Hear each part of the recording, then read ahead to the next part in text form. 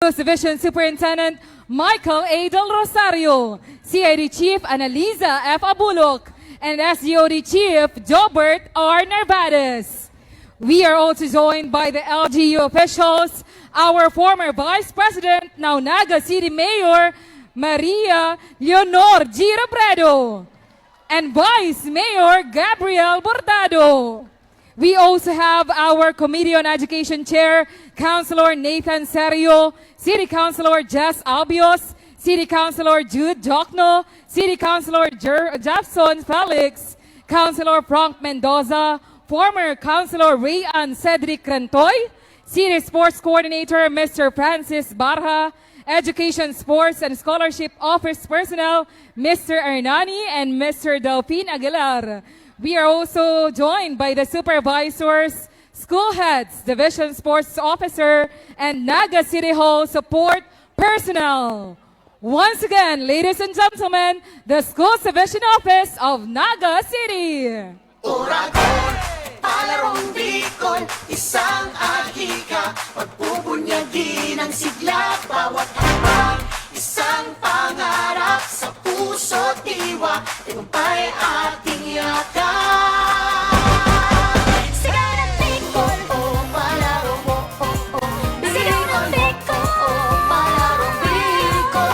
Sigaw ng Bicol, oh, palaro mo, oh, oh. Sigaw ng Bicol, palaro Bicol. Oragon, palarong Bicol,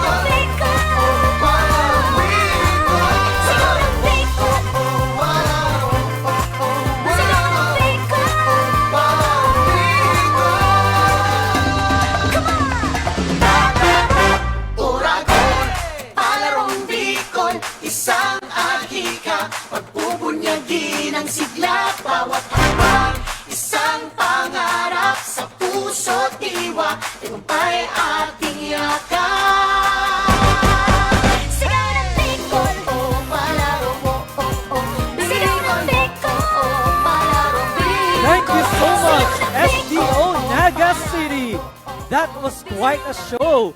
We are graced by the presence of our former Vice President, Lenny Robredo.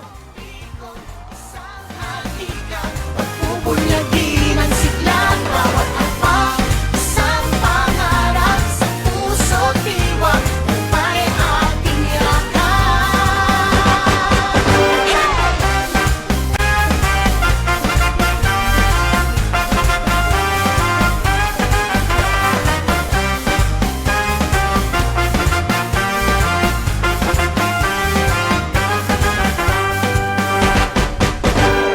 Ano ng mayor ating Approaching the stage, Schools Division Office of Sorsogon City, headed by Schools Division Superintendent William E. Gando, Assistant Schools Division Superintendent Angelo B. Pura, CID Chief